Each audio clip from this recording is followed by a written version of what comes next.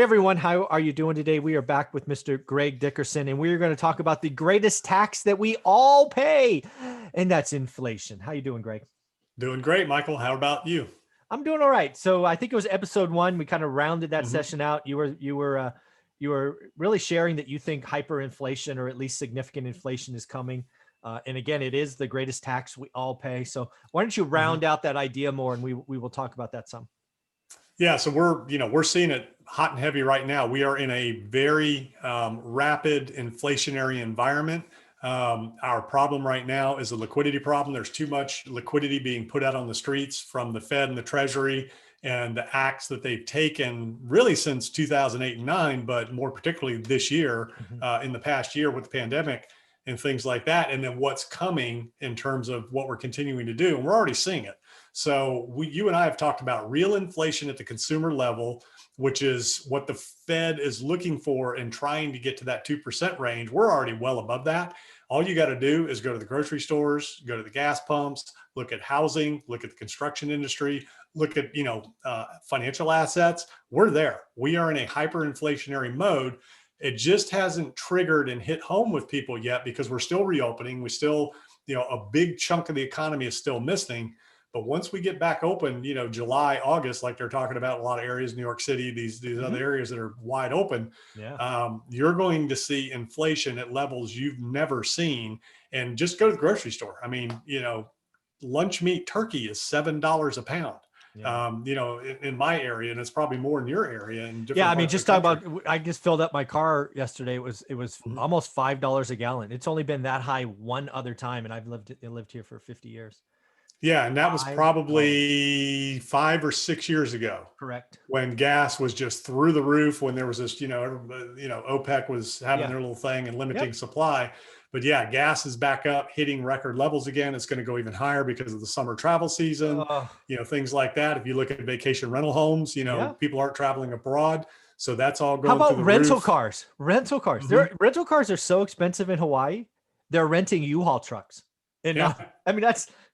First off, that's Well, creative. talk about that. I mean, Ah, there's a U-Haul shortage. There's so yeah. many people moving and doing stuff, you can't even get U-Hauls, and then vehicles. So I mean, vehicles dealers cannot get inventory because of the chip, Yeah. shortage Shortage. and Yeah. things like that. So we're already seeing inflation. I've talked about issues I've had with my Suburban, with having to replace the engine. It's a 2016, Hmm. 150,000 miles.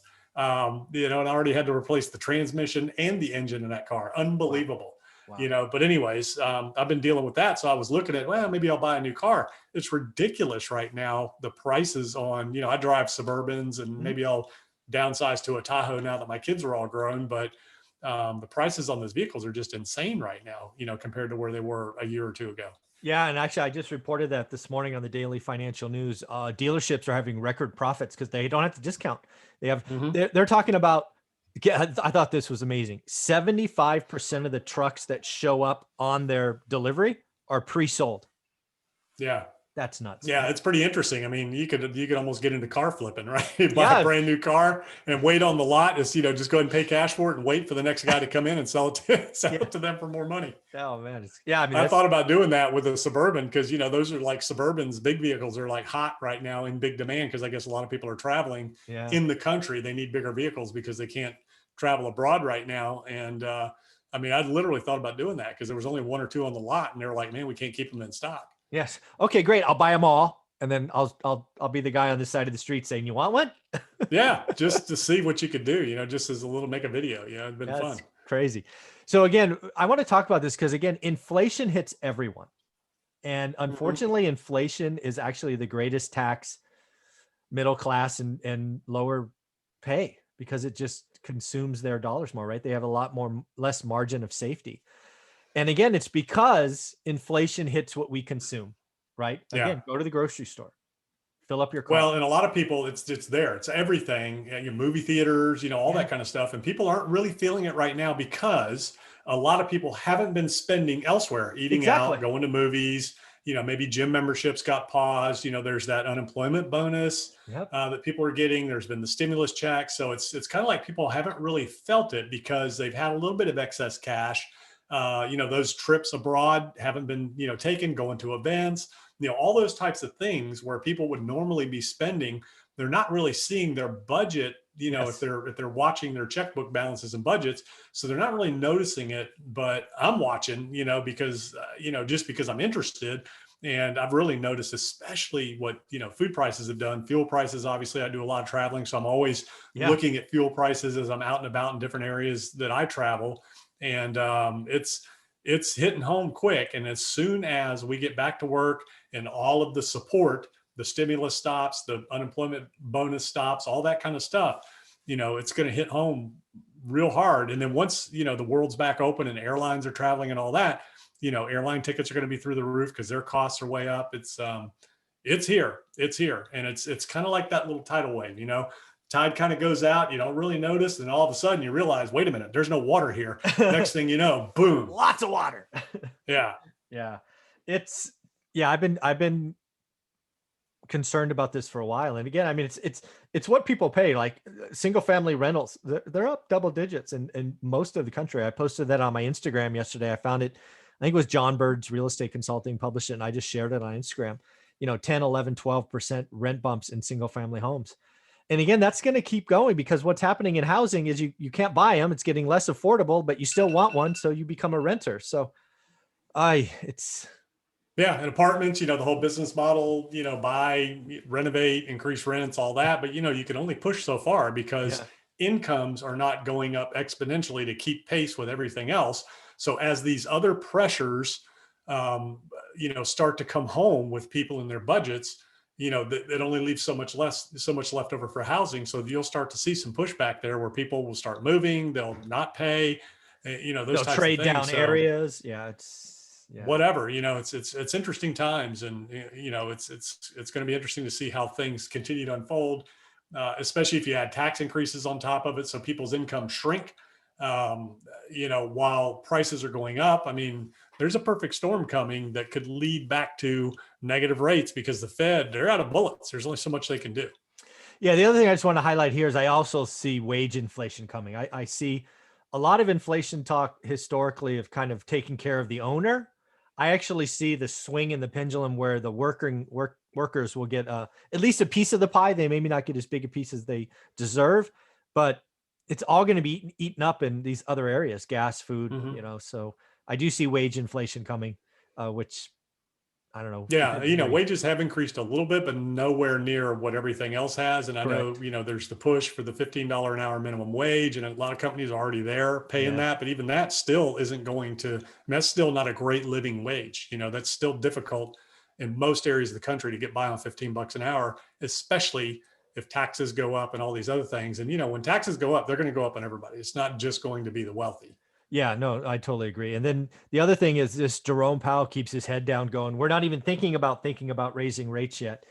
Uh, he's going to have to change his tune in July and August. It's just going to be Yeah, so they obvious. don't get it, man. It's really interesting. And somebody to follow is Danielle DiMartino Booth. She Oh, used to be she's with the Fed. wonderful. Yeah. Yeah, and she worked under Powell, and she's like, man, they're just not looking at the right things. They think they're looking at CPI and all that, but they're not seeing it. And again, these are people that just they just don't get it. They're not out there on the street looking at No, what's really going on. they live in spreadsheets and numbers and all of that. Mm-hmm.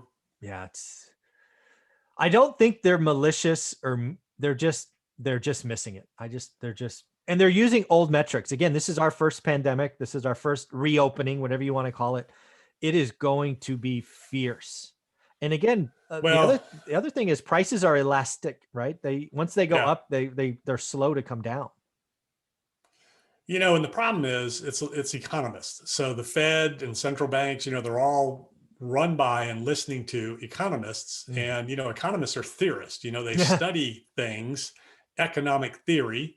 Mhm. And most of them have never had a real job, have never created any jobs, never Yeah. created an enterprise. They don't understand what it takes to run a business, and to make the world work. They just use these economic theories and things. And, it's really not complicated. It's all about supply and demand. Mhm. And, the more money you put on the street, the more prices are going to go up. And, what we discussed before is to have hyperinflation, you have to have more money in the pockets of the people.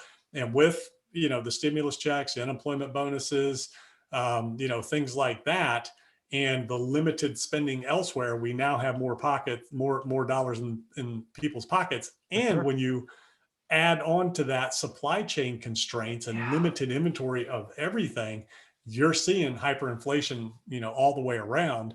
And then when you throw on top of that tax increases, man, you got a perfect storm. Yeah, I guess what I'm saying here, or what we're both saying, is hold on tight. This year's got some surprises coming. Mm-hmm. Yeah. Oh, I'm not sure if I feel better or worse, but at least I feel informed.